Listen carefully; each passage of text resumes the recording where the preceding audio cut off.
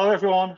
Hello and welcome back, and welcome to the School of Taste. If this is your first time in this webinar series, Tasting Around the World, then you are very welcome. If this is your fourth time in session number 4, being with us live, then welcome. And again, if you are watching on recording, thank you for taking the time to do that, and you too are very welcome. Thank you. I am Nick Jackson. We are up to one of certainly my favorite varieties, and I think I can probably speak for many of you when we say that Pinot Noir is really one of the most enjoyable wines to taste, to discuss, to think about. So I've been looking forward to this session, not only because of the intellectual interest of thinking about Pinot Noir around the world, but also the pure hedonistic pleasure in getting to taste and to enjoy these wonderful wines. So without further ado, let us move on to our first slide, which will be familiar to you from previous weeks. Once again, the purpose of this slide is to remind us that while we were probably all quite familiar with Pinot Noir as a variety, during the course of this session, as we look around the world at different expressions of Pinot, we can also learn something about the regions and the countries that we're tasting. So have that always in the back of your mind. And I know I'm a broken record on this subject, but please do keep on thinking about climate as being a very influential factor in deciding the way that wines taste. Yes, of course, things like soil types and altitude and exposure, water availability, clone type, and of course, winemaking will all have a significant effect on the way that Pinot tastes in the glass. But I would argue that climate is going to be first and foremost the thing to think about. So before we dive into the regions, let's just think a little bit about what to expect overall from Pinot Noir as a variety. Certainly one of the more aromatic varieties. I always like to pour Pinot in big glasses. I'm using my Zaltos, for instance, in today's session. Big glass, big nose, very aromatic variety. And then quite a pale color in the glass, quite thin skins, pale color usually, often quite transparent. Light to medium bodied generally. We will talk about whether you can get larger bodied examples from certain places, but in general, we're not going for a blockbuster style usually with Pinot Noir. Moderate levels, low to moderate levels of tannin, always fruit wrapped. Tannins in Pinot Noir are some of the most difficult to pick up because they're so wrapped up in the fruit. It's very hard to really identify them unless you're really looking for them. Of course, in some examples in the higher ends of Burgundy, at the higher levels of Burgundy, in Grand Crus and things like that, then you're going to get higher levels of tannin. But in general terms, low to moderate levels of tannin are the norm. And then one aspect I love about Pinot, of course, silky red fruits, a grape of great texture in the mouth, silky and velvety depending on climate. But then what the aspect I love particularly is in the good examples, you get what we can call retronasal perfume, which means that after you've swallowed or after you've spat, you get this perfume that lingers in the mouth. Sometimes I call it an inner mouth perfume. So usually we think about perfume evidently being on the nose, but I think in Pinot Noir, often as much, you get it inside your mouth after you've spat or swallowed. So I think that's a nice thing to think about. Okay, as always, please do use the questions function to direct your comments and your questions to me during the course of this webinar if you're watching live. I think without any further pause, because we do have a lot of work to do today, we should move on to our first wine, the French example, of course, from Burgundy. I'm sure most of you will be in Burgundy. So as you pour your French Pinot Noir, then why don't you please tell me what aromas and flavors you're getting in your example? And as you do that, please tell me what appellation your wine comes from. I'm always interested to hear what you guys are drinking. Okay.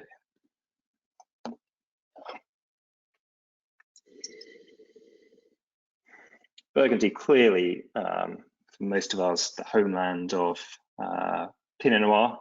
For many of us, I think Pinot Noir and Burgundy are almost synonyms. I think I work a lot with collectors of wine, and many collectors of wine, they collect all sorts of different categories, but all roads in the end seem to lead to Burgundy for one reason or another. And certainly Burgundy has been very hot in the auction market for about the last 10 years or so. Okay, so let's see what you guys are saying. Maria has got a Chambord-Musigny, which is very nice.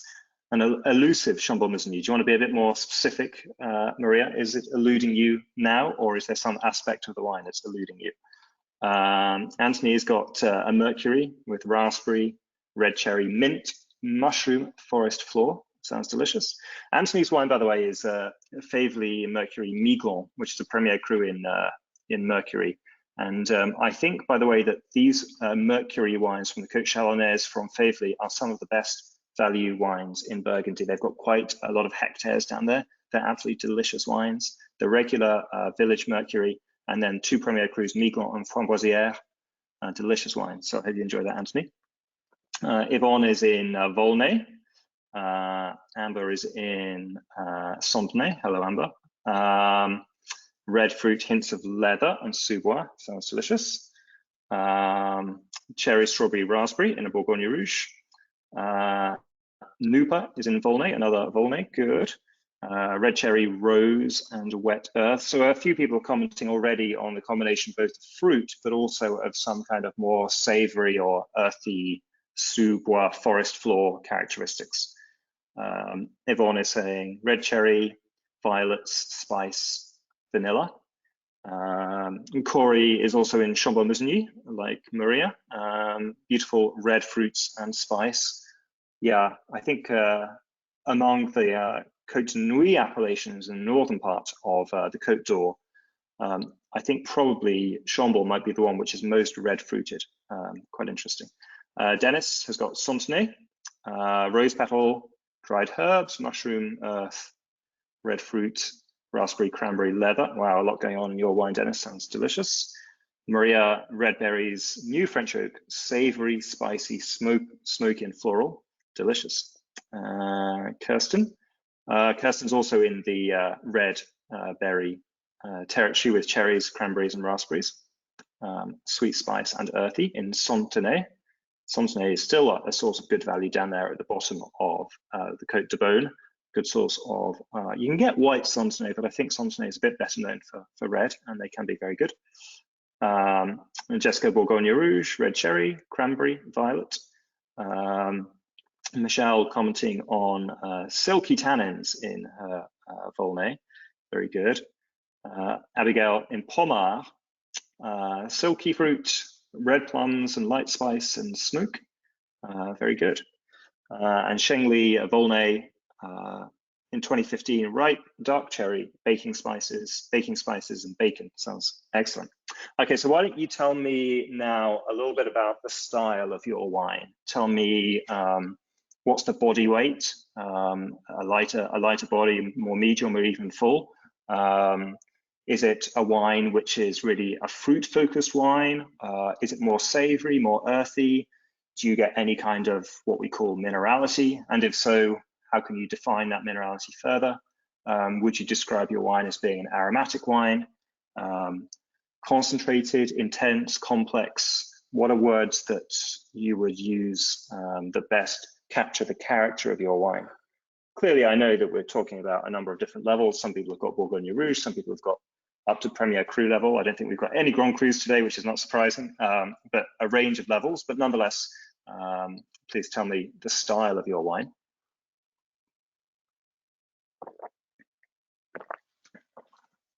We're not going to have time in this session to go into all the differences between all the villages and things like that. But nonetheless, I think we can talk in general terms about perhaps the sort of more brooding, spicy quality of the Côte Nuit reds, as opposed to perhaps the more red-fruited, open, loose-knit quality of the Côte de Beaune, especially in villages like Volnay and Fontenay.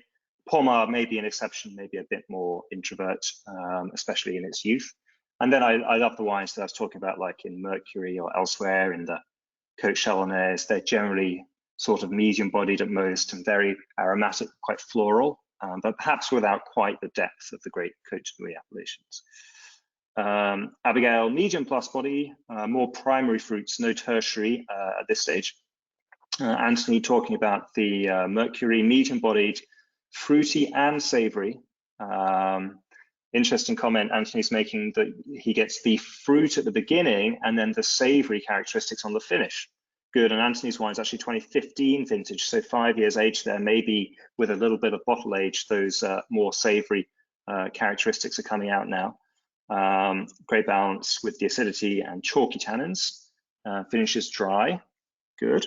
Santenay for touffe, medium body, and intensity of aromas and flavors, medium plus, fresh acidity. So the acidity touffe is particularly noting, may also be relevant for some of you guys. More savory than fruity. Interesting comment, more savory than fruity. Okay, good. Maria, light, savory, and ethereal. Very good. And Dennis, medium-bodied, medium plus, acid, savory, balanced, precise, well-integrated. Complex, fruit-wrapped tannins. Good. For Kirsten, fruity to spicy and savory. Very good. Yvonne, a lot of structure on the palate, quite high acidity, youthful but savory and with a long length. But it's the texture rather than the fruit that persists, which is an interesting comment. Thank you, Yvonne. TJ, light and silky and fruit forward from the Côte Chalonnaise. Good. Medium body for Bourgogne Rouge for amber. High acidity with lots of freshness, and it finishes. Amber makes a very interesting point that it finishes very dry despite being all fruit. A similar comment someone was making, the fruit at the beginning, perhaps more dry on the finish. Good. Michelle, Volnay, dry, light-bodied, elegant wine. Excellent complexity, red fruit, savory, floral with a long finish. Corey also uses the word elegant, good acid, lovely fruit, medium-bodied, and some nice mushroom, savory, spicy elements. So a lot of you, I think you may not be using the word balance, but there does seem to be a sort of balance on the one hand between the bright red fruit and some kind of savory characteristics, whether that's spice or dryness or acidity or tannins or something that gives a dry sensation, especially on the finish, which might kind of balance out the ripe fruit at the beginning. And Jessica, Bourgogne Rouge, crunchy red fruit, juicy acid and light bodied. Okay, very, very good. Let's just go through the points I have here on the slide. I think we did quite a good job of covering them mostly already. Yeah, as I mentioned, village by village differences, more than any wine region on earth. People are going to talk ad nauseam about the differences between villages, which are just 1 mile apart. Differences in both the aromas and the flavors of given wines, but also in their structures and their textures.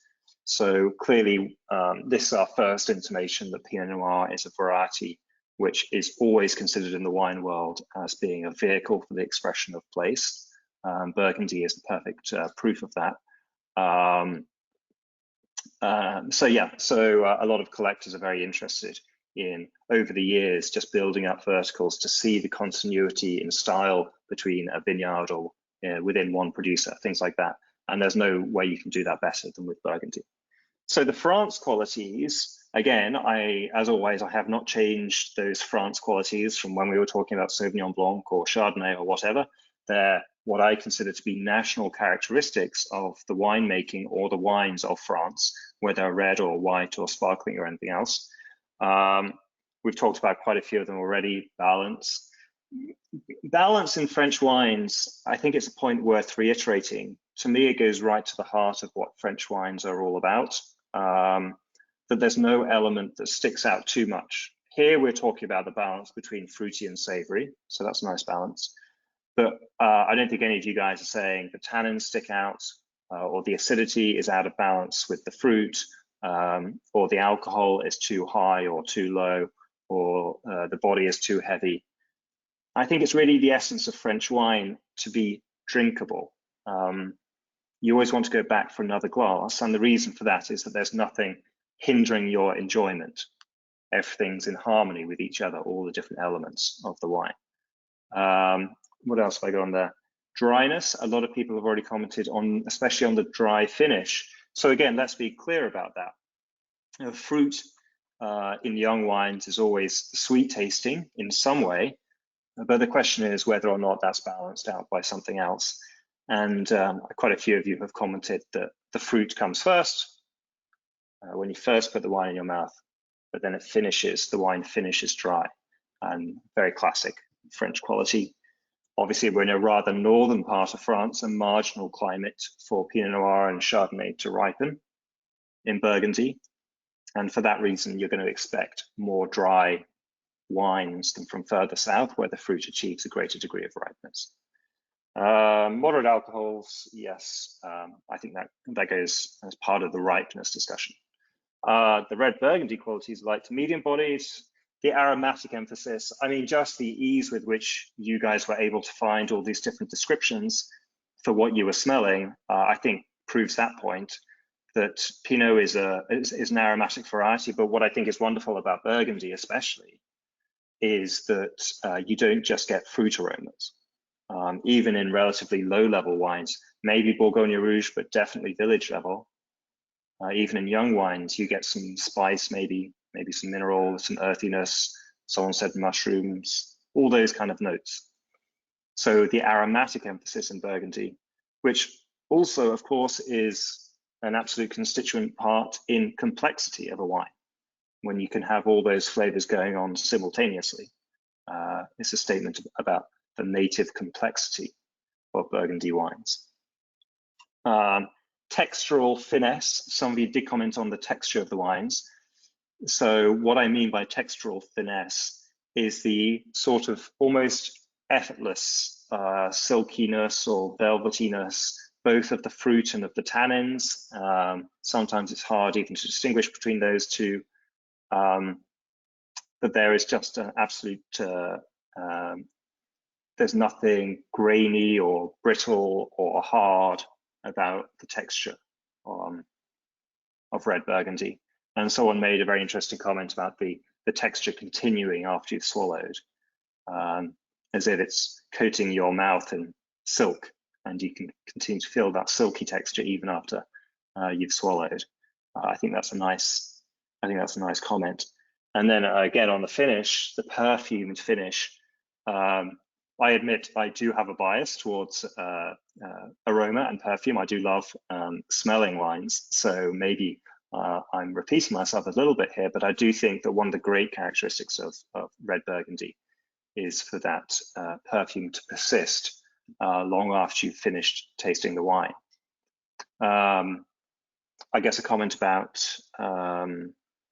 what happens when these wines age. I'm sure that some of you will have had the experience of drinking great older bottles. I think sort of Premier, maybe village level, but especially Premier Cru starts getting interesting 10 to 15 years after the vintage. And as you would expect, and as happens in most French wines, the fruit diminishes and these tertiary notes of the mushrooms and the forest floor and the wet leaves and the mulch all emerge to the surface. And my observation about that is that I think we can think, because Burgundy is so incredibly expensive, that Burgundy is the absolute quintessence of sophisticated French wine, aristocratic and glorious. And in a way it's true, but when you taste one of those wines at 15 or 20 years old, then you realize in a way that this is also a wild and gamey and slightly almost rustic wine.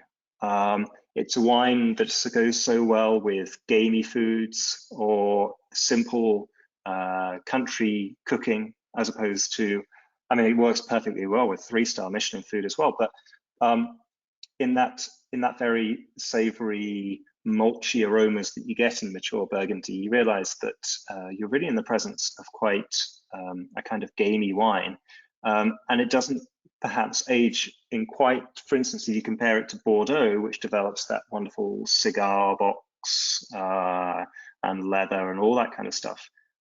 Those are sort of, to me, those are very kind of aristocratic aromas. They're very distinguished and noble. Whereas I don't think Burgundy does that. I think Burgundy is much more gamey and feral and wild.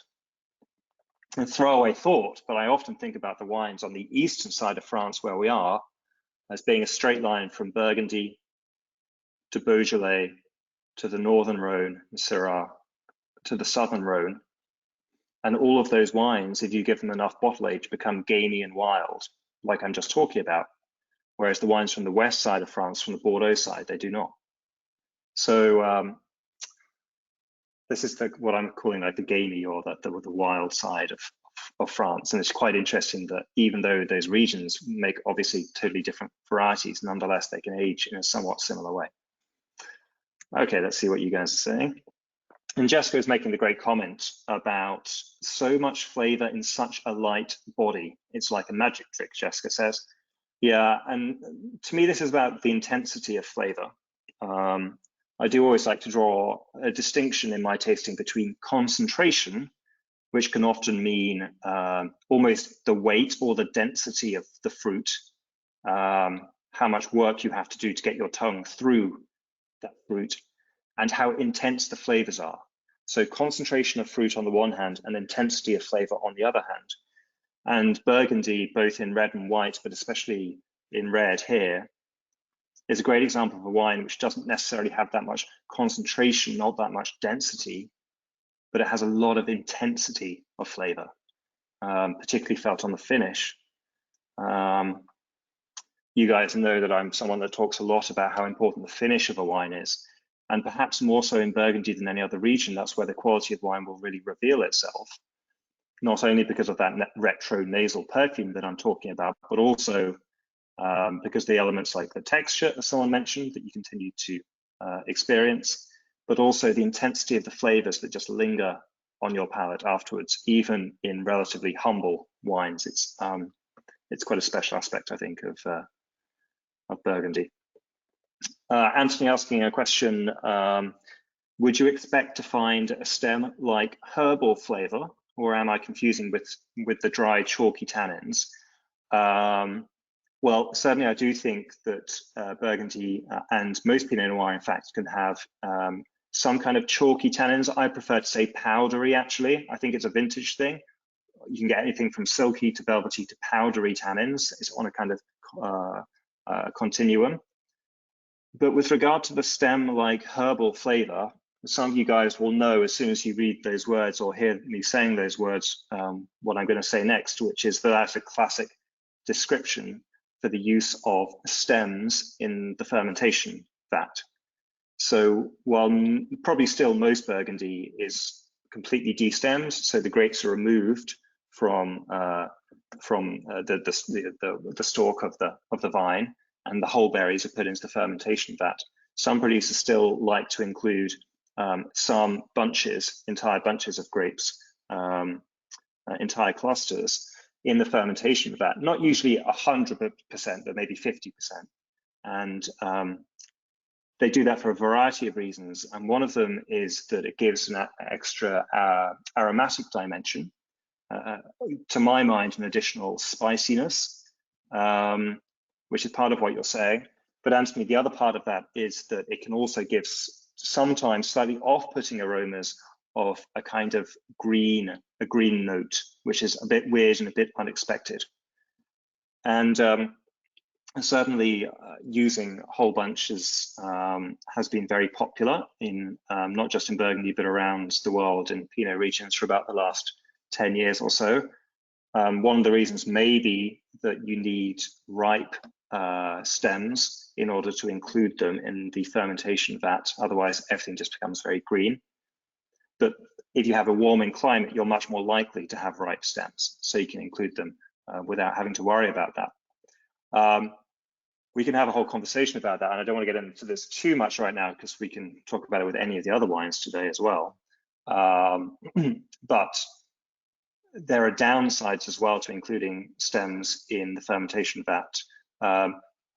One of them I just touched on, which is that it can feel a little artificial. The aromas can sort of float at the top of the glass, this artificial greenness, herbal spiciness, which it just smells weird and feels unnatural to the very bright red fruits.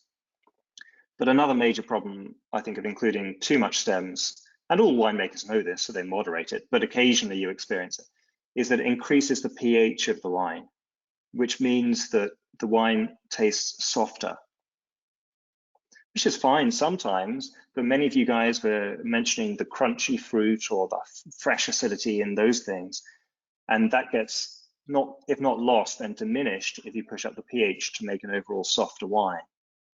So you do have to be a bit cautious if you're going to use stems, but that probably is the source of the aromas that you're getting, Anthony.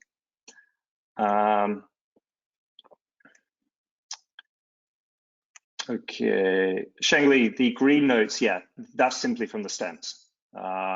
It can come, I don't think, if you de-stem all your berries in Pinot Noir, Pinot's got some of the purest of all fruit expressions, so you shouldn't have any greenness unless your crop is really underripe, which doesn't really happen among good winemakers.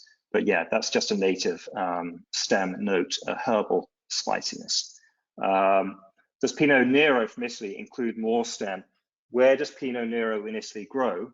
It grows in Alto Adige mostly. What altitude are we at in Alto Adige? Very high. What's the ripeness likely to be there compared to lower down? Less. What does that mean for the likely ripeness of the stems? More difficult. So in regions where you're at altitude or in cooler regions, you're less likely to have stem inclusion, perhaps because the stems might not be ripe. On the other hand, just play devil's advocate, if you're in a very warm climate for Pinot Noir, you also may be unlikely to have stem inclusion, but for a totally different reason, which is that your pH may already be a bit elevated and you don't want to elevate it any more by including stems. So it's a kind of balance. Okay, good. I think you guys seem to get Burgundy. If you have any more questions, please say so now. But otherwise, I think what's going to be super fascinating in this session is just to compare and contrast the different regions. I think we're all familiar with the variety, but we may not all be familiar with the expressions of the variety in these different places. So with that being said, why don't we move on to our second wine, and we will stay in Europe, but we'll go to Germany. Michelle, can stem inclusion also affect tannin structure? Interesting question. I haven't really thought about that so much. I mean, you would think it would do, right? But I mean, I don't, yeah, it's an interesting question. I guess it does. I guess it reinforces the tannin structure, but I don't think, of course, you don't want to burst open those stems because that would unleash all the harsher tannins that are inside them. So you treat them very gently. So I certainly don't think you want to try and, it's not about a volume of tannins that you want to try and increase. It's more about both aromatics and texture. What adjectives would you use to qualify acidity in Burgundy? I would say, I mean, I think acidity in Burgundy I don't think it's complicated. I just find it fresh and bright. It almost brightens the wine. It enlightens the rest of the wine. It sheds light on the rest of the wine. Often the acidity itself can be a little bit fruity. So that's another one of the reasons why I think why Pinot is such a fantastic variety, that you do have a continuity between the fruit, which obviously is fruity, the tannins, which are either fruity or they're so wrapped in fruit you don't notice, and the acidity itself, which can be a bit fruity. So all three are on the same level. And if you guys who have done my course on structure will know that sometimes I talk about wines, some varieties having two textures, one texture for the tannins and one texture for the fruit. Pinot Noir is a classic example of a wine that has one texture and one texture only, whether that's silkiness or velvetiness, perhaps slightly powdery in some vintages, like someone was saying. And then the acidity having that similar kind of fruity quality. So it's a continuity there. Okay, Germany. I'm excited about this. I thought long and hard about which countries to include in this section because, of course, there's so many that I could have done. Germany, as I'm talking, please tell me the aromas and flavors you're getting, and importantly, which region you're in. The reason I chose Germany is because I believe it's the best Pinot Noir in still Pinot Noir, so ignoring Champagne and English sparkling wine and French a quarter for now. But I think it's the best still table wine Pinot Noir in Europe outside of France. And as such, I don't know whether we discuss it enough. One of the reasons that I have here in the US is that it's quite hard to find. I believe it's much easier to find if you're in Europe. It's particularly hard to find now in 2020 because there's tariffs on German wines. So if you are an importer thinking about bringing in more German wines, now would not be the time to start. Riesling is Germany and Germany is Riesling, it seems, for many people in this country and maybe in the country where you're at as well. So the point is, it's quite hard to find. There's a big domestic consumption of Pinot Noir in Germany, but none of that really matters when you're just interested in the ultimate quality of the wines. And that's why I want to study it today. So I hope it wasn't too hard for you guys to find, but I think it's going to be very interesting to discuss. So Corey is in the Nahe with Schlossgut Deal, my friends, wonderful people at Deal. I was there last year.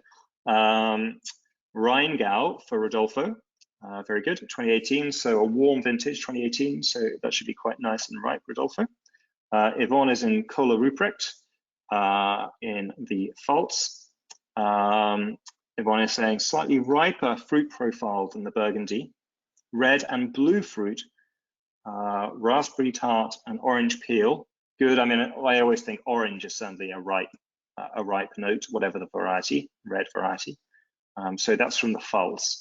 So in theory, Corey's in the Nahe, Rodolfo is in the Rheingau, and Yvonne is a bit further south in the Pfalz.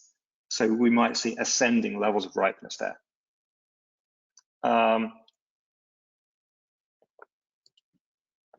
Anthony has got a Baden example from Endeley and Malt, a very popular winery in this country, but harder to find outside of the US because they export almost their entire production to the US. Palest of the four with aromas of cherry, elderberry, violet, and tar. The palate flavors more subdued than the nose, lighter combination of sweet and savory than Burgundy. Interesting. Dennis is in Mosel, less aromatic, strawberry, floral, slightly sweet, finish is dry, flinty and slate minerality. Excellent. Bright acidity, medium body. Nupa in Baden, so the furthest south region for Pinot Noir in Germany, in the very southwest corner of Germany. You're literally a stone's throw from the French border, and across the French border, you're in Alsace. Savory, gamey, hint of red fruit, umami. So quite a savory sounding wine there from Nupa, but note the vintage, which is 2014, so it may have been a bit more fruity in its youth. Amber is getting a carbonic, raspberries, strawberries, and banana note, suspecting that it's carbonic. Yep, that sounds about right for your description. Amber, Jessica is in Baden, again, they're in the south. Kirsten is in the Pfalz, raspberries, plums, violets, sweet spice. Michelle in Baden. Acidity is higher than in Burgundy, slightly leaner, but lots of tertiary along with red fruits. And Jessica's saying her Baden is thrillingly savory. Good. For Tufi from the Rheinhessen, first Rheinhessen, I think, ripe red fruit, spice, chalky tannins. I love the chalky tannins. There's a variety of soil types in Rheinhessen, as you guys know, but in the middle part of Rheinhessen, there's a lot of limestone. And I always think the limestone gives a chalky finish to wines. And it sounds like that's what Tufi has got. Corey, less intensity, nice red fruit, good acidity, more structure than Burgundy. Michelle, incredibly perfumed, ripe red fruit, and very savory. And Catherine, would German Pinot Noir in general have higher acidity than Burgundy with more ripeness? Well, now we're getting to the heart of the matter. So let's defer that question just for a sec, because that really goes to the heart of it. Savory finish for Corey. A lot of focus from you guys on the savory characteristics of the German Pinot Noir. Which, now, tell me what you guys think. But when I sat down and tasted 6 German Pinots last night from 6 different regions. And what I was really interested in was the distinction between the bright red fruit. I mean, how consistent the red fruit was amazing to me. Whatever the region, red fruit, quite high toned, raspberry, quite aromatic, quite often quite pretty, quite delicate, but bright red fruits, but then finishing somehow on something quite dry. And what that dry thing is an interesting question, but let's just say it's dry. My question to you was, did you find that similar distinction between almost the ripe, almost sweet tasting red fruits on the one hand, and then the dry finish? Because that's what really struck me last night when I was tasting. Rodolfo is saying high acid with a perception of high alcohol, savory, saline, medium concentration, and tomato leaf. Okay, good. Let's just see what I wrote here, just to tick off these points. So yeah, there's a lot of, the first bullet point is really me apologizing for trying to do all of Germany in one wine. Obviously, it's a ridiculous thing to do. There's a variety of different regions, of very different ripeness levels. But if you're not familiar with German Pinot Noir, the second point is important, which is we always talk about Germany being a northern producing region in Europe, making delicate high acid wines. But in fact, the Pinot is generally planted in places which, in particular vineyards and sites, which enabled the red grapes to ripen quite well. I was reading Jancis Robinson. She just was writing this week in the Financial Times about the state of Germany in 2020.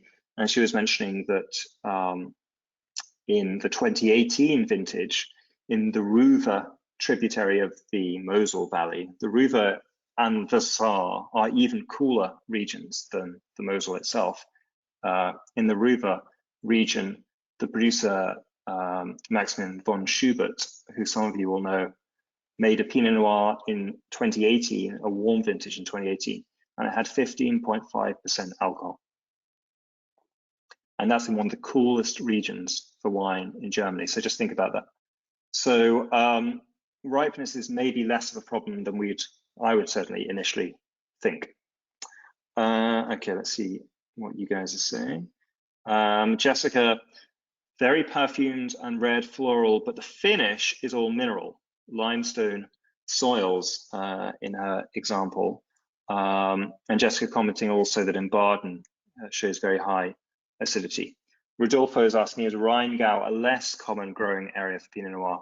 I would say it's probably not as famous as some of the others, Rodolfo, but it has got some good sites. Traditionally, this village of Assmannshausen in the far southwest of the Rheingau on the turn as the Rhine River goes to the north. That's a traditional, very famous village for Pinot Noir.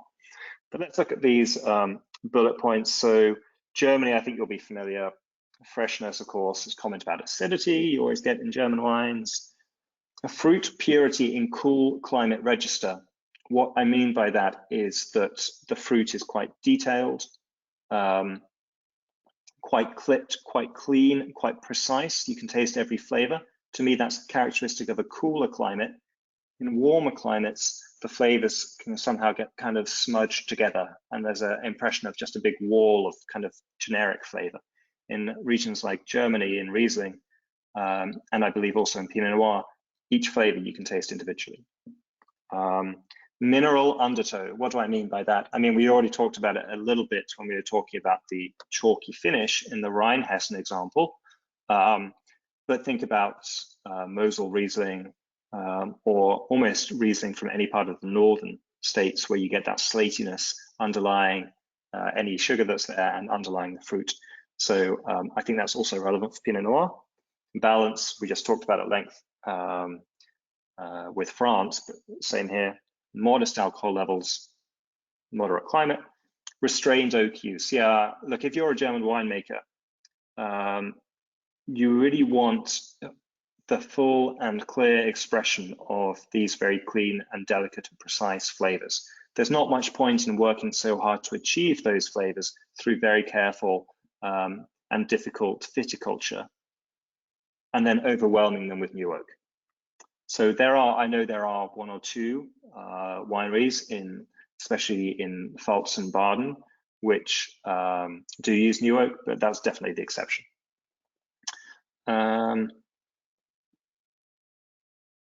Okay, and then on the German Pinot Noir qualities, so I'm saying limpid clarity of flavor. So that's really goes back to the previous point about fruit purity.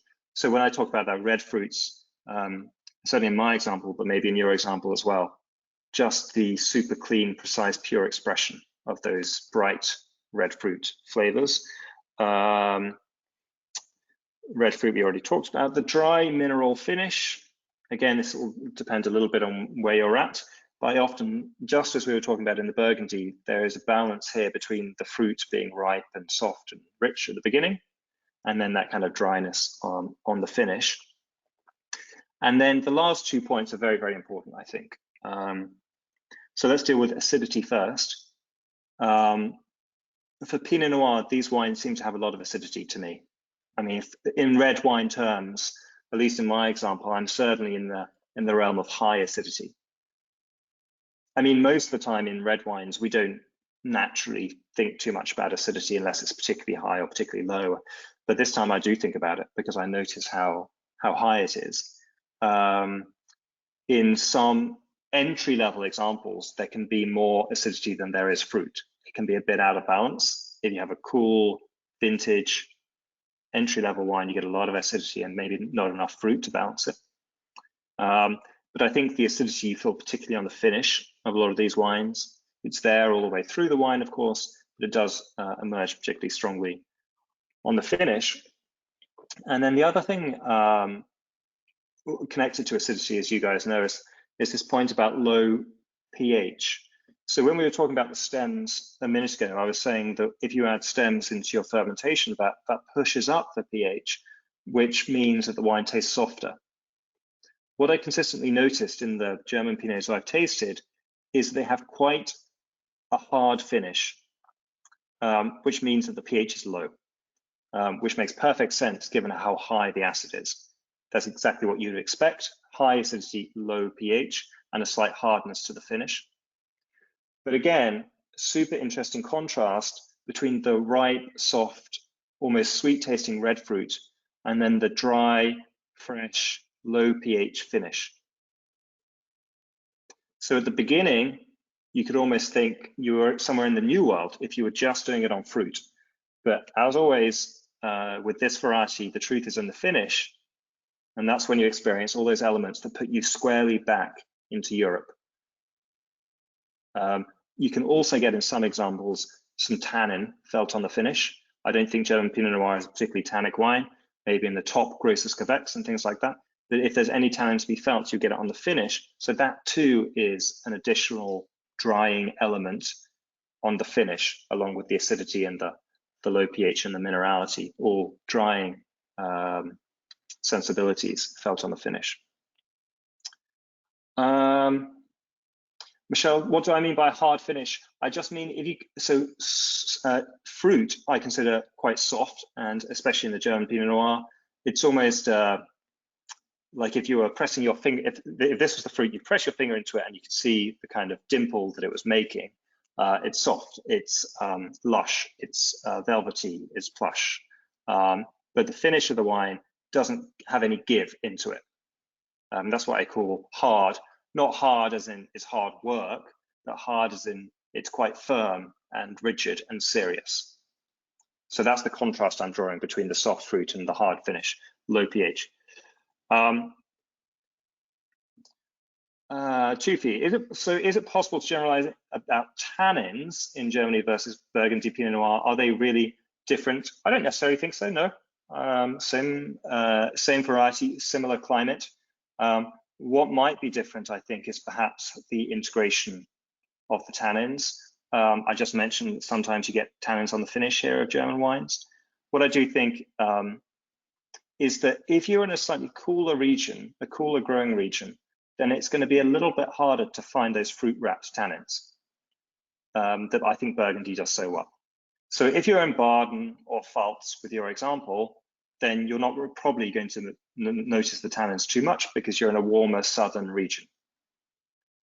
But if you're perhaps in the Rheingau or the Rheinhessen or the Mosel, particularly in a cooler vintage, like maybe like 17 or 14 or something like that, then you might experience those tannins a little bit more. But no, I don't think there's a huge difference in tannins. I don't think that's how you would make the distinction between Burgundy and Germany. Let me just answer your other questions, but I know what you guys are thinking, which is how do we tell the difference between Burgundy and Germany? But I want you to tell me, as I'm just talking through these questions, make your comments about the differences in your glass between the Burgundy example and the Germany example, because I think it is interesting to try and distinguish between them.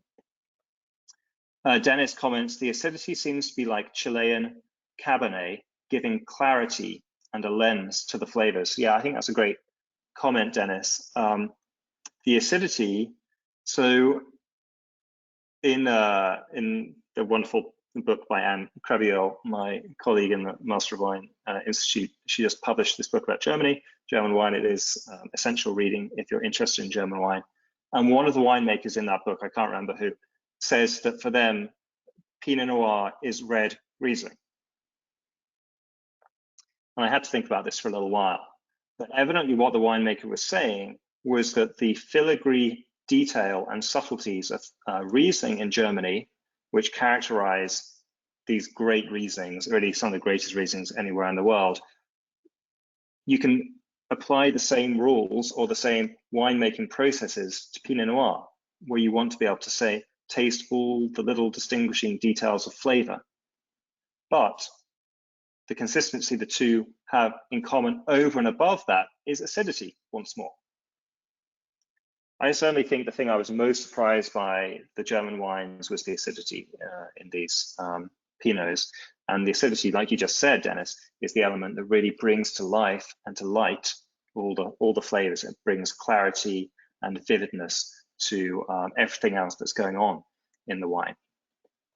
Anthony, the difference between pH and acidity. Acidity is what makes your mouth water. pH is the perception of acidity. So what that means is that there's a distinction between what the acidity is and how you perceive it.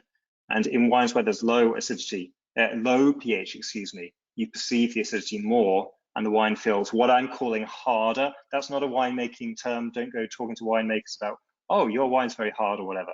But to me, that's how I identify low pH. It's always easy to identify the level of acidity, but pH to me is a question about softness and hardness.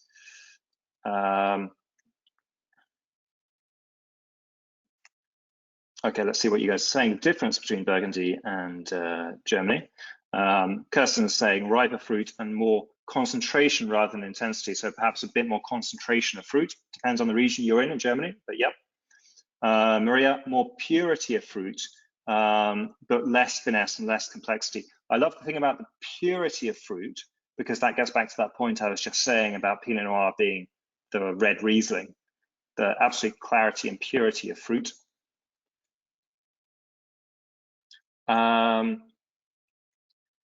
Yeah, Anthony, don't overthink the pH and the chalkiness too much. It'll do a number on your head. It's tough, I know. And the brightness and crunchy quality of the pure red fruit and the zesty acid is what makes the examples German. I think that the thing about the acidity on the one hand and then the red fruits, so it's so important to understanding the identity of German Pinot Noir. Of course, I'm sure there are many examples where the fruit is a bit darker in the spectrum or whatever, but in general terms, the emphasis on the clarity and purity of that red fruit expression Whereas over and against, for instance, the Burgundy examples, where even in the young wines, we were talking about spice and floral and mulch and leaves and all that kind of stuff. Alessandra saying, lacks the elegance or finesse of Burgundy Pinot. Yeah, perhaps that's right. I think what maybe one of the points about Alessandra that I would say to that about does it lack elegance or finesse? I sort of am hesitant to go there because I do think German Pinots are fantastic. But maybe one thing I would allow is that because the acidity is so high, and sometimes the finish can be in quite a contrast to the fruit, like we were just talking about, maybe the absolute integration of all the elements is not quite at the same level as Burgundy. The absolute seamless continuity between acidity, fruit, tannins, all those things in Burgundy which seem to happen so effortlessly. Perhaps you taste them all a bit more here. Jessica, the firm acid balances the very ripe fruit. Yeah, absolutely. I was surprised by how ripe the fruit was in the examples that I had, for sure. But then you get taken back to Germany by that acidity. Dennis, commenting on the light color, I agree, that's a great point. My examples certainly didn't have much color, less color even than Burgundy. Slate and stony minerality versus over and against the savory mushroom foresty floor in Burgundy, higher acid. So again, the acidity, but also a great point from Dennis about somehow the stony minerality, the slaty minerality especially, which you get in German Riesling, perhaps also you get here.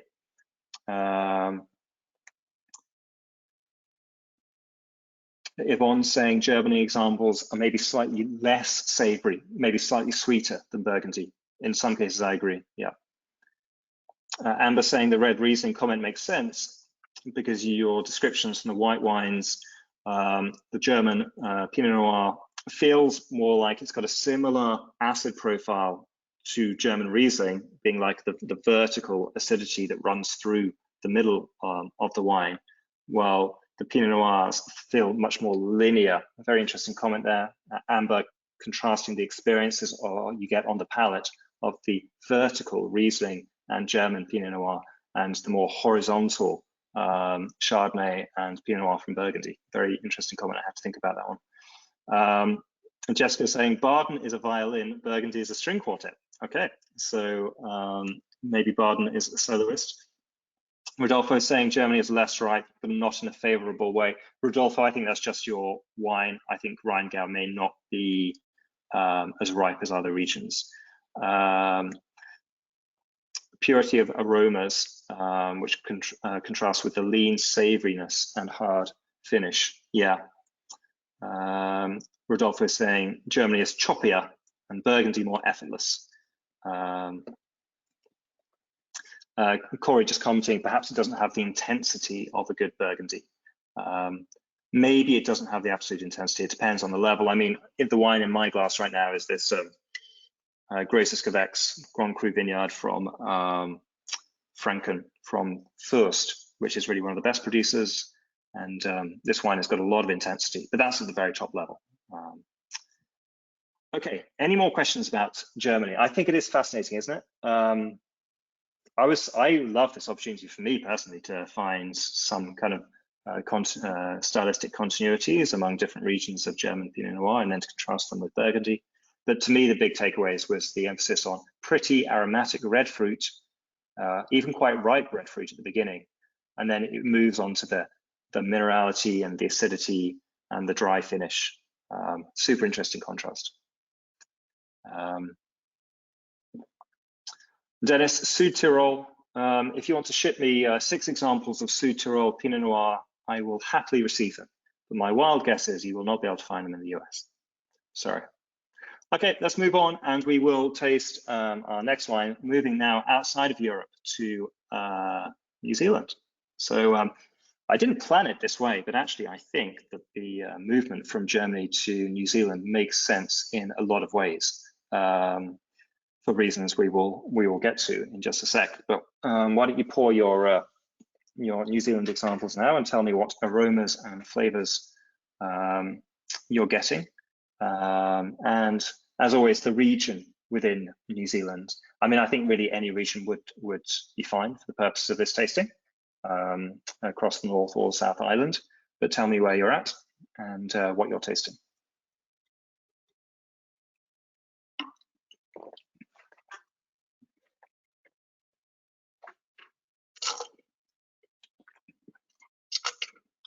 I'm just tasting my German example again.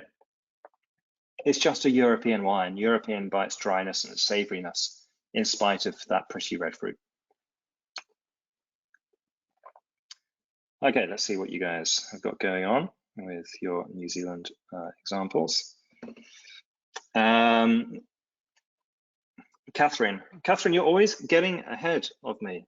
Your questions always anticipate everything that I'm going to say. So I will answer that question about whether German Pinot Noir could be confused with Pinot Noir from Central Otago. I will address that directly.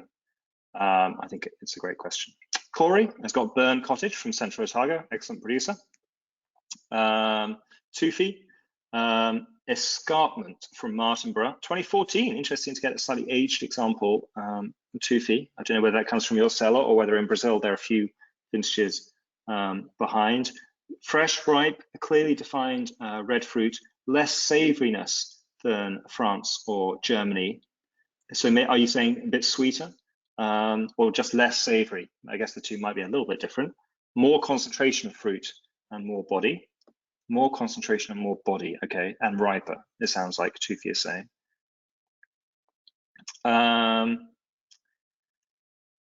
Martinborough from Maria. Shengley has also got the Burn Cottage, an excellent producer, quite well distributed in the US. Central Otago, also for Michelle, Wild Earth. That's the name of the wine. That's not the tasting note. Black fruit on the nose, but red on the palate. Interesting contrast there. Savory, dried herbs, medium-bodied. And Dennis, Marlborough, a bit reductive. Is that under screw cap, Dennis? Savory, peppery, spicy. Oh, interesting. Quite a savory list of flavors there from Marlborough. More red fruit driven, but still precise and clear, medium body, medium acid. Michelle saying the finish on her wine is quite fruity. Anthony is ripeness and fruitiness is greater. And then the European examples is less savory than Europe.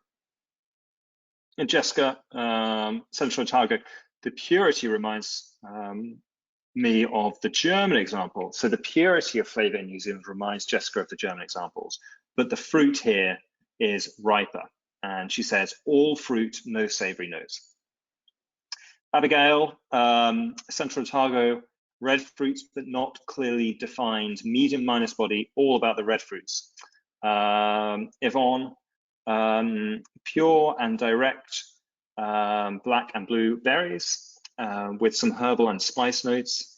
It says 13.5% on Yvonne's label, but it feels higher. Medium acidity, punchier tannins than Burgundy and Germany. Fascinating comment. Everyone, please think about the tannins in your wine. Fruit focused rather than savory. Good, great notes, Yvonne. Amber, Marlborough, oak, lots of oak, toast, vanilla spice, perhaps not exactly what you'd always expect in a Pinot Noir to taste the oak, so obviously black fruit instead of red.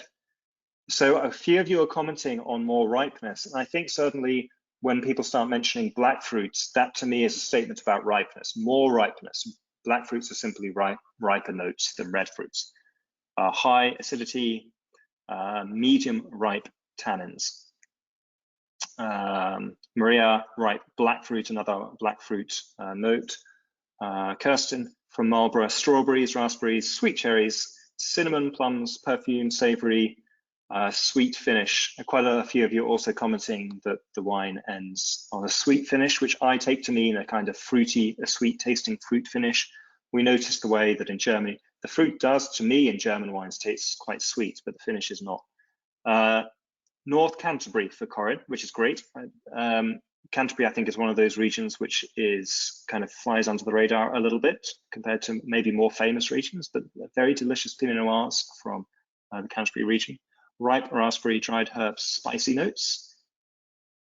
Anthony, more oak actually on the New Zealand example and less structured than the European wines. Maria also is saying more tannins.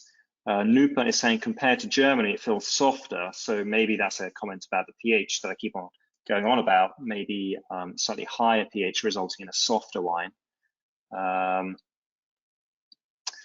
Corey's saying there's a unique spice that's almost herbal, often found in those wines. So Corey, do you mean from Central Otago or from that particular producer? So let's just have a quick look at what I've got here on the slide.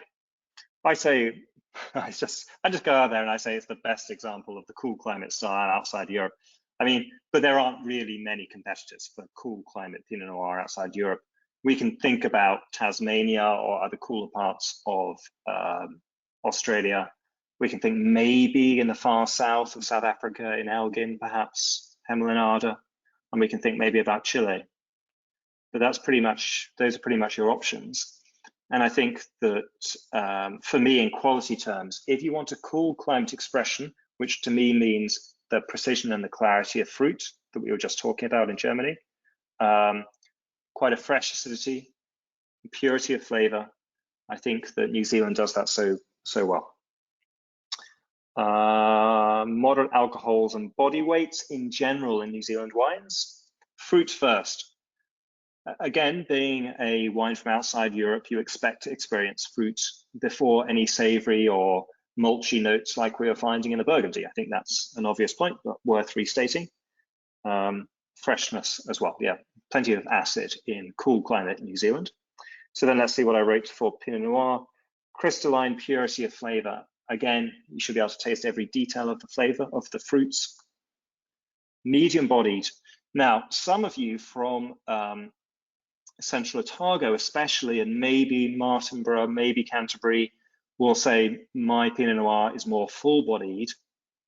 Yeah, but I still try and like to keep things in a sort of universal sense. And compared to, say, you know, Cabernet Sauvignon, then I don't think we're going to say it's full-bodied, not in that sense. But we might say for Pinot Noir, those examples can be more full-bodied than perhaps than Marlborough.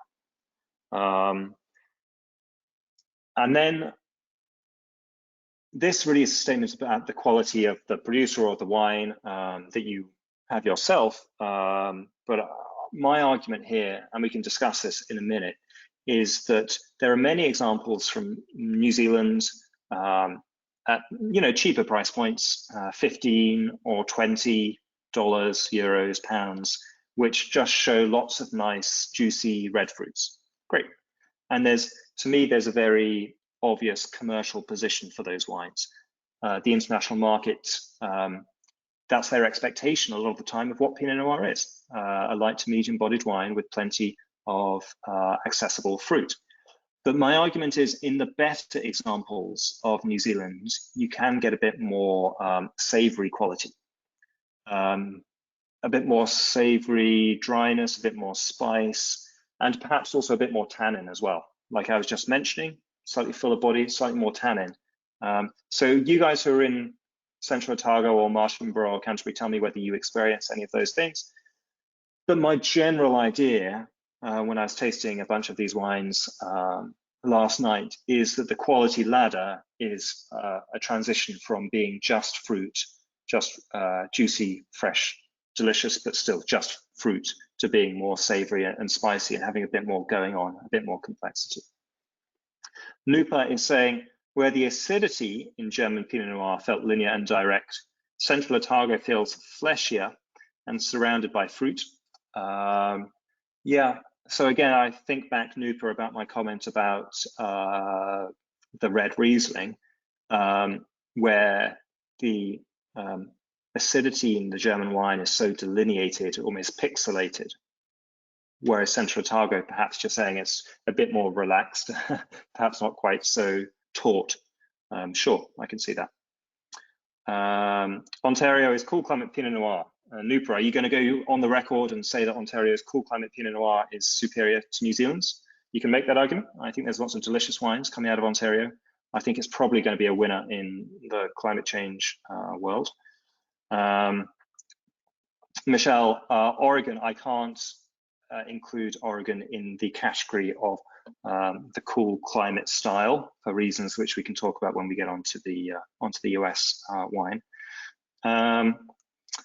The Central Otago one I'm having is 13%. So any comment on alcohol? Do any of you guys have wines that are 14%, by the way? Or are we all squarely in the 13.5 category? And then the other thing, let's address head on Catherine's question from earlier. How would you distinguish between the Germany and the New Zealand? I don't think that there's going to be too much confusion between Burgundy and New Zealand, just because we get a bit more ripeness of fruit, a bit more brightness of fruit, perhaps in the New Zealand example, over and against the more savory, maybe spicy, dry qualities of Burgundy. But we also said in the German examples, you can get quite a ripe red fruit as well. So how are you going to distinguish between Germany and New Zealand? Any comments? Rodolfo's wine is 14%, Michelle's 14%, Yvonne's saying 13.5 but feels higher, Nupa is at 14%, Central Otago, Corinne's Canterbury is at 14.5.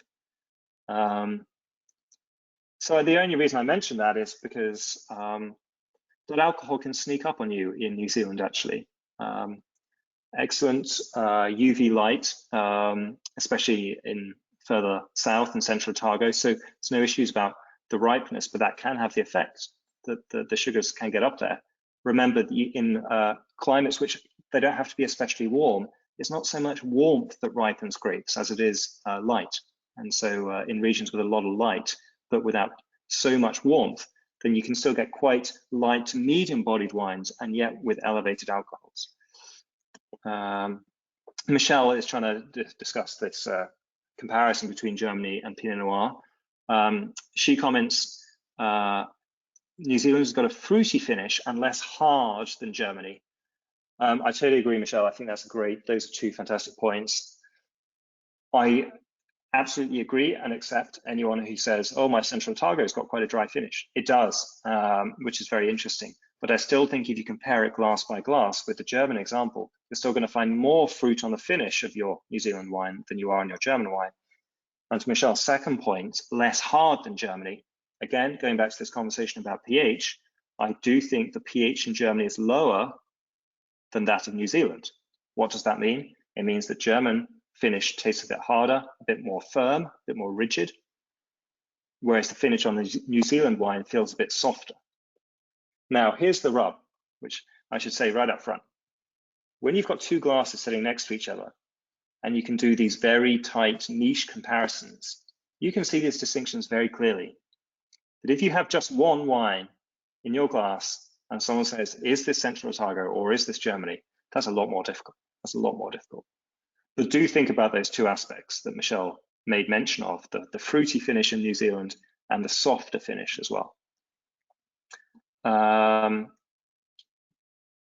Rodolfo saying darker fruit, more forward and softer on the palate. Dennis is saying more fruit driven, still clear but less precise than Germany. I love that thing about the precision of the German wine. Anthony is saying if German Pinot Noir is a red Riesling, New Zealand Pinot Noir is a red Sauvignon Blanc. I love that. What do you guys think about that? I love that. That's funny. So Sauvignon Blanc, I guess, Anthony, what Anthony means is if German Pinot Noir has got the precision of German Riesling, then maybe New Zealand Pinot Noir has got all the fruitiness of the Sauvignon Blanc, but perhaps without the absolute clarity of flavor that you might get from, say, a German Riesling. That's an interesting comparison. Okay. So any other comments about Pinot Noir for New Zealand? Catherine, do you sort of understand a bit more what I believe are the distinctions between German and New Zealand? I mean, I do think, by the way, if you are in an exam, then the most logical confusion for German Pinot Noir would be Central Otago, for sure. And I think that probably you might not even lose any marks if you do make that confusion, because there is a stylistic similarity. But overall, you still want to ask yourself the ultimate question, is this a European wine or is it from outside of Europe? Is it really that dry on the finish that it could be European, or am I going to have to go with cool climate New World. Okay, Michelle's saying Central Otago has higher alcohol in cooler vintages because at night temperatures drop below 10 degrees C and the vine shuts down and the sugars build instead of being consumed. Interesting. Right, yeah, so the vine shuts down, so the sugars in the leaves, yeah, okay, well, the sugars in the berries don't get consumed. Interesting comment from Michelle about a cooler climate. If the nights weren't so cold, then the vine would continue operating. So maybe there'd be the sugar levels would be reduced. That's Michelle's argument, which is she's taking from the example of Felton Road, if anyone wants to look that up. Okay, Tufi is saying, are tannins in Central Otago softer than in German Pinot Noir? I think it depends, again, too much on the region and the winemaking style that you have. But in general, I think that Pinot Noir from New Zealand can have quite soft tannins. Yeah. Yeah, Jessica's saying, I always thought New Zealand would have the highest acid, but this clearly shows that Germany is higher and it has a lower pH.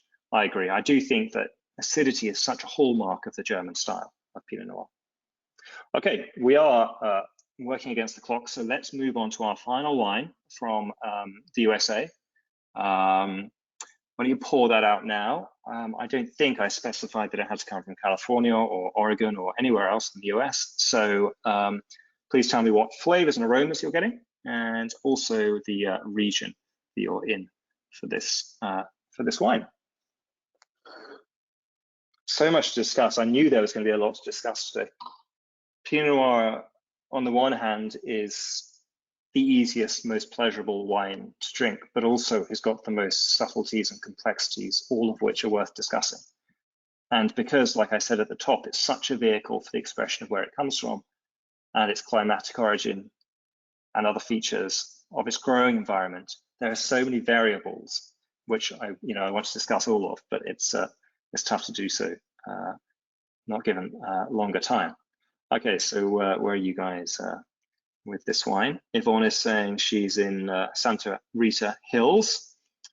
Explosive red, blue, and blackberry confiture. Spice, floral, no savory aromas. Soft acidity, silky soft tannins, 14.5% alcohol, more mouth-filling and luscious in body and texture than the previous wines. Finishes on a sweet rather than savory note. Excellent, Yvonne, very comprehensive note, thank you. Shengli has got Erie, which I love the Erie wines from Oregon, pioneer in the Willamette Valley. Delicious wines, I think quite often a bit more restrained than some examples from Oregon. So Shengli, please report back.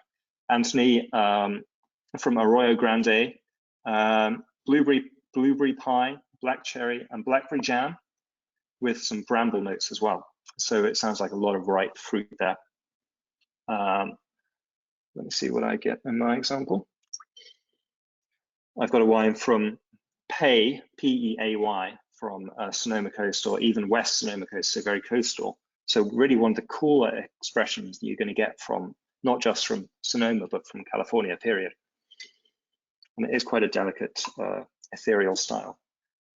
Corey has got Nicolas J, which is the wine from, I believe, from Mayo Camusé from Burgundy, but made in Oregon. Abigail Aubon Climat from Santa Maria. Black fruits on the nose, red and black on the palate. Savory finish of leather, smoke, and spice. Sounds delicious. Rodolfo is in Aioli Amity Hills, Day Wines from Oregon. And Jessica, Russian River Valley, black cherry jow, toast, vanilla, plush, and hot, 14.3% alcohol. Willamette for Tufi, ripe red fruit, tertiary, sous-bois. This is 2014 vintage, so again, it could be the bottle age which is doing that. Soft, velvety tannins, moderate acidity, medium body length, and a complex finish. Santa Rita for Dennis, floral, rich, cooked fruit even, fruity finish, medium plus body, more winemaking influence here. Leather, spices, toast, so quite a lot going on there. It sounds like in Dennis's wine. Anthony, a big but not overblown body, although the alcohol sticks out, round and smooth with ripe, well-integrated tannins. Okay, so I'm getting from, as a general comment about what you guys are saying, I'm getting a lot of everything, a lot of flavor, a lot of body, a lot of alcohol, and some of you are commenting on the presence of the winemaker as well. You can taste that, whether it's oak or other factors. So I've just tried to do a little bit of summary in the top 2 bullet points about the different styles that you can expect from California and from Oregon. Generally speaking, I do think that Oregon is a more cool climate restrained style than California, than almost anywhere in California. There are many examples of producers making a Burgundy cool climate style in California, especially on the Sonoma coast, but also in Santa Maria, Santa Rita.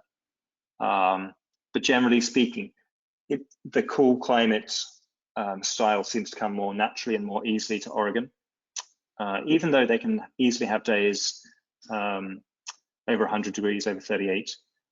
So not always totally cool, as you might expect in Oregon, but still, I believe, a cooler climate for Pinot in Oregon.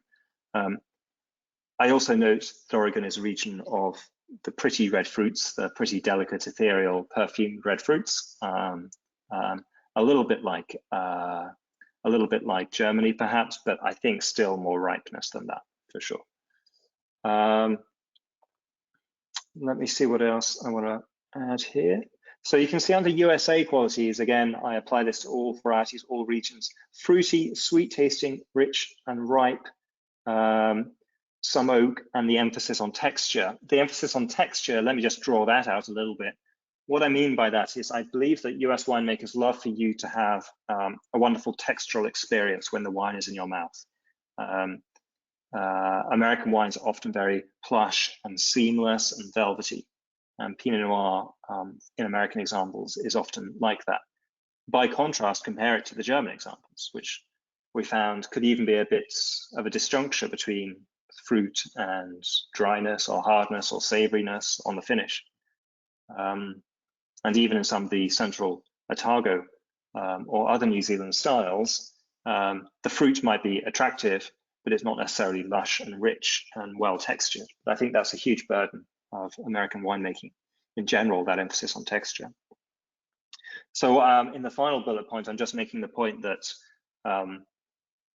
they're used, there's still, and there are still many examples of that huge, what I call the fruit bomb cola style, especially from Sonoma and Russian River Valley, places like that. But generally, I think, as is the trend across the world and across different varieties, there is a movement towards freshness in California and in Oregon as well, which for my palate at least is very welcome. And I do think, though, that in spite of all that, in California and possibly in Oregon, but in California, it's still quite hard to overcome the native sunniness and ripeness of the region. Sometimes you do get examples of wines where the winemaker clearly wants to make a very lean, light, kind of elegant Burgundy style. And so technically the alcohol might be 12 or 12.5 and the acidity might be high, but somehow the fruit just feels too ripe. It doesn't quite fit into a wine of that frame, of that body, of that structure. And sometimes you do find that slight out of kilter sense in these more ambitious examples. It's not to say there aren't many which do work very well, but you do occasionally find that in California. Sheng Li is saying the Erie from Oregon, mushroom, forest floor, so quite a savory example. I do think that Erie is certainly a more French style. Finish is quite dry, good. Michelle, ripe red and black fruit, perfumed, floral, not too complex, no savory notes, but delicious nonetheless. And Catherine's saying, what about Oregon versus Australian Pinot Noir? It depends, again, on what region in Australia you're in. I think there are similarities, but I think American wine is just more lush than Australian examples. If you remember when we were talking about Australia in previous sessions, I was talking about a point that I had to explain a little bit, and it was a bit abstract, but the point I was making was that Australian winemakers are never afraid of varietal expression. They don't mind making austere, dry Riesling with very high acidity. They don't mind making Cabernet in a slightly leafy style, slightly herbaceous. And when applied to Pinot Noir, what I think that means is a kind of light body, high acid, fresh aromatic style. And yes, you do get riper styles, but generally speaking, I still think Oregon is riper, sweeter, richer, in keeping with what you'd expect from American winemaking in general, and from and the other thing is, the other thing that Australians do quite a good job at is that you rarely taste winemaking. Australian winemakers always tend to take a step back. In Pinot Noir, maybe that's not always so, because they quite often use stems in Australian Pinot Noir, which you do taste. But in general, I'd expect more obvious winemaking in California or Oregon examples, whether through oak or simple concentration extraction. Jessica's saying Russian River is a good example of fruit-wrapped tannins, so plush. I think Russian River is quintessential, full-bodied, rich, ripe, soft, generous American Pinot, absolutely. Anthony, Burgundy and Oregon Pinot Noir, a relevant question because there are so many Burgundy winemakers now making Oregon Pinot Noir. And I do think stylistically, there are similarities in the emphasis on delicate, even ethereal red fruits and a drier finish. But still, you're in American wine territory. You just are. It's very hard to overcome the basic climate, which is simply warmer. Higher pH, softer wines, richer, riper, more generous natively than Burgundy is. Lacking that ultimate savory character that Burgundy has, and which it develops so readily with a little bit of age. Michelle saying Oregon has perfume more reminiscent of Burgundy in Germany, but has a much riper fruit than Europe. And it finishes drier than Central Otago. So let's just unpack that a little bit. I do think a hallmark of Oregon wines over California wines is the perfume. Some of the most magnificently fruity perfumed wines from Pinot Noir anywhere. Oregon, very, very perfumed wines. I've always wondered why that is, whether it's the clone they use or what, I don't know. But I do think if you think you're an American and you have a particularly perfumed example, then you could be in Oregon. But Michelle's other points were riper fruit than Europe, yes, but it finishes drier than Central Otago. So Oregon may finish drier than Central Otago, but it may have more body, more concentration of fruit, even if it finishes drier. But California, I don't believe, would finish drier than Central Otago. Okay, good. So any further questions about the US? I mean, of course, it's ridiculous to try and do all of the US Pinot Noir in 20 minutes. But I've tried to give you a few, at least the way I think about Pinot Noir from these different regions, some kind of just things to look for. California is just ripe. It's very, very ripe. I think, again, it's quite far south. If you look where San Francisco is on a map and you draw a straight line, you come somewhere to like North Africa, right? Quite a long way south. So a lot of light, a lot of UV. So it's a challenge for winemakers trying to make wine in a more restrained style, but it's possible. A lot of work though needed in the vineyard. Rodolfo is just saying, how do you tell between those restrained producers? I think the sweetness of the fruit, I just think that they can't, it's very hard to get that more savory kind of fruit. And especially with the low pH in California, I think that's quite tough compared to France or Germany. Tufi, are Drouhin Oregon wines more difficult to identify those from other producers there? No, Tufi, someone else just said the same thing. Disagree. Drouhin is archetypal Oregon. Ripe, but very elegant and perfumed and almost ethereal or delicate, but it's still American wine, and you can taste that it's American wine. And that's not a criticism, that's an accolade. Why would you want to disguise where your wine comes from? If you believe in terroir, if you believe in the effects of climate and of soil and of altitude and exposure being able to be tasted through your wines, I don't think you'd want to quench that. So I don't think that's a criticism by any means. But yeah, there's a sweetness and a ripeness to those wines from Drouhin, from Jadot and those other French winemakers there that you don't find so much in Burgundy, especially on the finish. That's always the giveaway.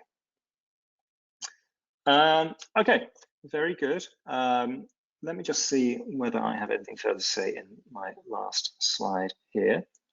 So I think, I mean, if we were ever in any doubt about the fact that Pinot Noir can change its skin based on where it's grown, based on the climate it's in, then I think we've seen that. We haven't talked so much about winemaking choices tonight. We talked quite a lot about stems. That's relevant. We didn't have too many examples which were oaked. If we'd just done a whole session on American Pinot, you would have seen more oak for sure. But generally speaking, I think at this present time, we're not in an era of heavy oaking of Pinot, which is, to my mind, good news. But certainly, if you do start going down that road, oak, extraction, density, then you can make a thing that doesn't really look like the Pinots that you and I know at all. Which brings me to my next point, which is Americans, and maybe some of you in Europe as well, will be familiar with Meiomi, which is a big branded wine, which has seen huge success in the last 2-3 years. A very powerful, full-bodied Pinot Noir blended with a few other grapes, not all of them red either, to make a style that if you had it in a blind tasting, I don't know whether you'd even know that it was Pinot Noir, but it's got a huge, huge market, a massive commercial success. So, so we're talking really here about pure varietal expressions of Pinot Noir, but just always bear in mind that commercially, there's another whole category of wines, which is extremely important as well in the wine world. And then, of course, I'm just mentioning here that we did neglect a whole bunch of countries, and particularly in sparkling mode, we just didn't have time to talk about Champagne and English sparkling wine. And there are great sparkling wines made out of Pinot Noir, but that's a different topic for another day.